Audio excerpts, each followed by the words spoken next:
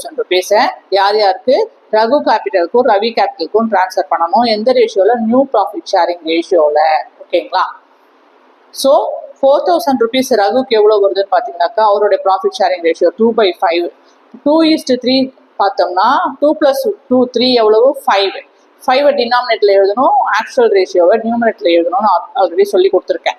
1/5 is 5, 8 5s are 40 இல்லைங்களா? அப்போது 2 8s are எவ்வளவு? 16. இந்த 2 0 இங்கே போட்டுருக்கோம். ஸோ ரகுவோட கேபிட்டல் அக்கௌண்ட்டுக்கு 1,600 rupees என்ன பண்ணிட்டோம்? ட்ரான்ஸ்ஃபர் பண்ணியாச்சு.